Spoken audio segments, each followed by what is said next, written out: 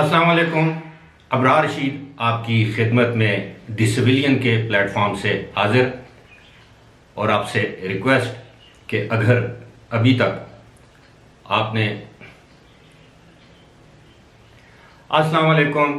Abrar Rashid the civilian के platform से आपकी खिदमत में हाजिर और आपसे रिक्वेस्ट कि अगर अभी तक आपने इस चैनल को सब्सक्राइब नहीं किया तो इसे सब्सक्राइब कर लीजिए। ताज़ा तरीन वीडियो के नोटिफिकेशन के लिए जो बेल आइकन है उसको ज़रूर प्रेस कीजिएगा। आपका बहुत बहुत शुक्रिया। मेरा एक असूल है, असूल ये है कि मैं अपने सीनियर, जूनियर या हम असर जितने भी जर्नलिस्ट हैं, चाहे मेरा उनके साथ कितना भी नज़रियाती इख्तलाफ क्यों ना हो, मैं उनको मौजूए बहस नहीं बनाता। मैं उन पर जा या बेजा तनकीद करना मुनासिब नहीं समझता। इसी के साथ साथ आपको ये भी बताऊं कि जब रेहाम खान की किताब मंजर आम पर आई तो मैंने उस किताब को सरसरी पढ़ा। उस किताब का बहुत सा ऐसा मवाद है, कंटेंट है जिससे मैं एग्री नहीं करता कि आप किसी शख्स की अहलिया रही हों। और जाहिर है जब आप एक दूसरे के जीवन साथी होते हैं तो इस्लाम में औरत और मर्द को यानी मियाँ और बीवी को एक दूसरे का लिबास करार दिया गया है और आपको कतन महज़ब मुआशरे में कतन ये ज़ेब नहीं देता कि कोई भी एक पार्टनर, स्पाउस जिसे हम कहते हैं, वो इलादगी के बाद अपनी साबका बीवी या साबिक शोहर के खिलाफ इस तरह पब्लिक में ऐसी बातें करे जो उस वक्त मियाँ और बीवी के माबैन थी। जाहिर है दोनों एक दूसरे के शर्म शरीक जिसे हम कहते हैं वो होते हैं। मैं बहुत सी चीज़ों से जो उन्होंने ज़ाती बातें की हैं इमरान खान के हवाले से, जिनको हम बेडरूम सीक्रेट्स कहते हैं, उस हवाले से मैं जाहिर है मेरे तहफ़्फ़ुज़ात हैं, शदीद तहफ़्फ़ुज़ात हैं जो कि वैलिड और जेन्युइन हैं। लेकिन रेहाम खान ने कुछ ऐसी बातें भी की हैं जो कि चश्म कुशा भी हैं।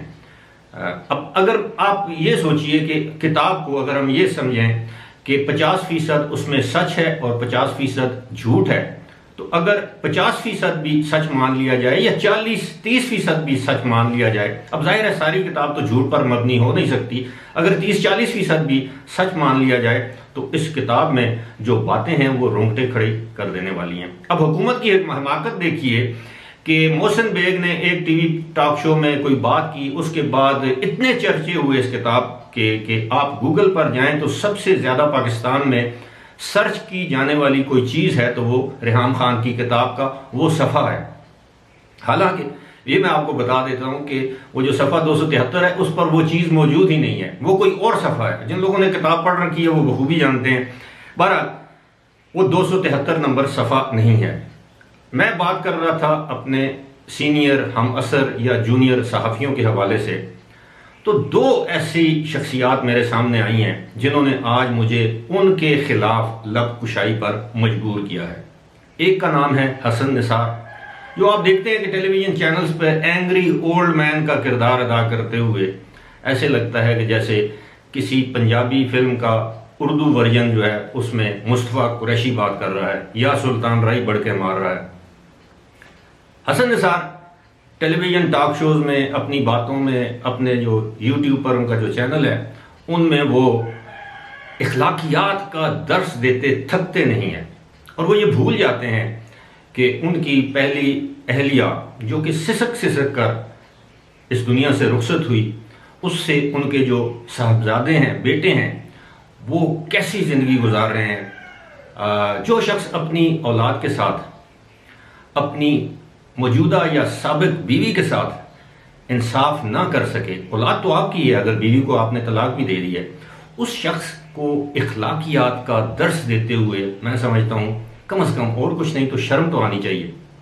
लेकिन एक और साहब हैं जिनको आप हारून रशीद के नाम से जानते हैं। इस हवाले से मैं एक जिक्र करना ज़रूरी समझूंगा।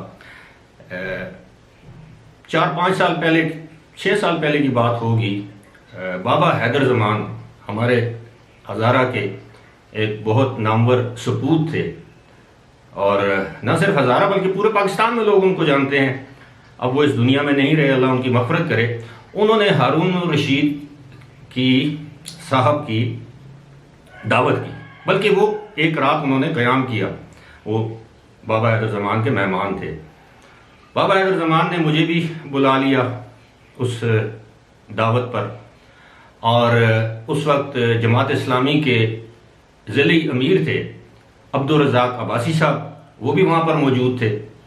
और उस वक्त तहरीक सूबा हज़ारा के मरकज़ी जनरल सेक्रेटरी सरदार फ़िदा साहब, वो भी वहाँ पर मौजूद थे। बाबा हैदर ज़मान भी मौजूद थे। बाबा हैदर ज़मान आ जा रहे थे, वो अपनी साथ साथ, वो जो लोग उन्हें जानते हैं अच्छी तरह, उनको मालूम है कि वो अपने मेहमानों के लिए खुद जाके किचन, डाइनिंग टेबल, सारे मामलात, इंतज़ामात का खुद बंदोबस्त करते थे और देखते थे कि किसी चीज़ की कमी ना हो। बहरहाल वहाँ पर जब हारून रशीद साहब ने इमरान खान के कसीदे बयान करने शुरू कर दिए, तो बाद में ये कह रहा था कि मुझे रेहाम खान की किताब को दोबारा पढ़ने पर मजबूर किया हुकूमत की हिमाकतों ने, हुकूमती वज़रा की हिमाकतों ने। तो ये इसका ताल्लुक है हारून रशीद साहब से। तो वहाँ पर बैठे हुए अब्दुल रज़ाक अब्बासी साहब और फ़िदा साहब की मौजूदगी में मेरी बहुत ज़्यादा तल्ख़ कलामी हो गई हारून रशीद साहब से। ज़ाहिर है इखलाकियात के दायरे के अंदर रहते रहते मैंने उनके साथ इख्तलाफ किया, और it ended up in a very heated arguments between me and Haroon Rashid साहब। हुआ ये कि वो इमरान खान की तारीफ़ें करते थकते नहीं थे कि ये क्रिकेट का बड़ा ज़बरदस्त कप्तान था, इसके दौर में पाकिस्तान ने क्रिकेट का वर्ल्ड कप जीता। जबकि मेरी दलील ये थी, इस्तदलाल ये था कि क्रिकेट का वर्ल्ड कप जो है इमरान ने अकेले नहीं जीता, उसके साथ ज़बरदस्त किस्म की टीम थी, जिसमें जावेद मियांदाद थे, जिसमें वसीम अकरम थे, जिसमें रमीज़ राजा थे, जिसमें आमिर सुहेल थे, जिसमें इंज़माम उल हक थे, और मुश्ताक अहमद थे, आकिब जावेद थे, और खिलाड़ी थे जिनका बहुत बड़ा इसमें रोल था, और एक अच्छी टीम थी जिसकी वजह से वो क्रिकेट का वर्ल्ड कप इमरान खान की क़यादत में पाकिस्तान के हिस्से में आया, और उसमें कंट्रीब्यूशन टीम की थी। इस बात से वो एग्री नहीं करे। तो मैंने कहा ज़रूरी नहीं कि कोई शख्स क्रिकेट का कामयाब कप्तान हो और वो हुकूमत भी। उस वक्त इमरान खान का हुकूमत में आने का कोई दूर दूर तक नामो निशान नहीं था, लेकिन ये वो लोग हैं जिन्हें उस वक्त के मुक़्तदर हलकों ने बता दिया था कि हम इमरान खान को प्रमोट कर रहे हैं, लाना चाह रहे हैं, आप इसको प्रमोट करें, जायज़ या नाजायज़। बहरहाल जी, ये इस बात के गवाह हैं अब्दुल रज़ाक अब्बासी साहब, और जो अभी भी जमात इस्लामी में है वो मौजूद हैं, और सरदार फ़िदा साहब। अब बाबा हैदर ज़मान इस दुनिया में मौजूद नहीं है, तो मेरे ये दो गवाह इस दुनिया में हैं, और तीसरा तो ज़ाहिर है वो हारून रशीद साहब थे। अब मेरी इनके साथ बड़ी कलकलामी हुई। बिल आखिर जनाब हमारा जो है वो बीच बचाओ जिसे आप कह सकते हैं, वो अब्दुल रज़ाक अब्बासी ने कहा। उन्होंने मेरा हाथ पकड़ के उन्होंने कहा कि आप काम डाउन, ये हमारे मेहमान हैं। मैंने कहा मैंने कोई बदसलूकी, बदतहजीबी, बदअखलाकी नहीं की। मैं ये एक शख्स जो है वो खामखा एक ऐसे इंसान को आसमान पे बिठा रहा है कि जैसे खुदा न ख्वास्ता नाउज़ुबिल्लाह वो कोई वली अल्लाह हो। खैर, ये बात जब मैं रेहाम खान की मैं किताब का एक सफ़ा, मैं तो सफ़े का जिक्र नहीं करूँगा, उसमें रेहाम खान कहती हैं, अब वो इमरान खान के गुण गा रहे हैं और इमरान खान के बहुत करीब थे, और हारून रशीद एक से ज़ायद मरतबा, 100 से ज़ायद मरतबा इस बात का इकरार कर चुके हैं, दावा कर चुके हैं कि वो इमरान खान को तरबियत दे रहे थे, इमरान खान को चीज़ें सिखा रहे थे, उठना बैठना, तकरीर करना, लोगों के साथ बातचीत करना, मिलना जुलना वगैरह। उसमें इमरान खान ने, अब रेहाम खान लिखती हैं कि जिस दिन इमरान खान को जाना था, हारून रशीद साहब के बेटे की, साहबजादे की शादी थी और वो नहीं जाना चाहते थे, तो मैंने उन्हें कहा कि नहीं, एक अच्छे इंसान हैं, आपको जाना चाहिए। तो उन्होंने अंग्रेज़ी का एक लफ्ज़ इस्तेमाल किया जिसको अब मुखफ़्फ़ के तौर पर मैं इस्तेमाल करूँगा, SOB। ये अंग्रेज़ी की एक गाली का मुखफ़्फ़ है, एब्रिविएशन है SOB। उनको, हारून रशीद साहब को, इमरान खान ने यह कहा कि ये फजूल इंसान है, मेरे साथ चिपका हुआ है, मैं इससे जान छुड़ाना चाहता हूँ, वगैरह वगैरह। अब हारून रशीद साहब ने गुज़श्ता 3.5 साल के दौरान हसन निसार की तरह कम से कम 4 यू टर्न्स लिए हैं। कभी वो इमरान खान के खिलाफ हो जाते हैं, कभी उसके हक में बात करते हैं, फिर खिलाफ हो जाते हैं, फिर उसके हक में बात करते हैं, फिर खिलाफ हो जाते हैं। ये सिलसिला कब से जारी है।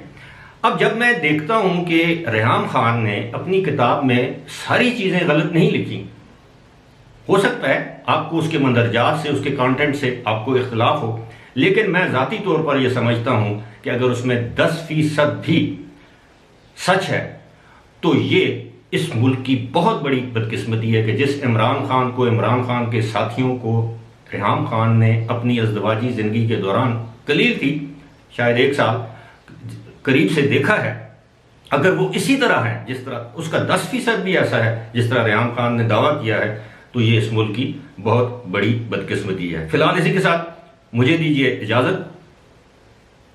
खुदा हाफ़िज़।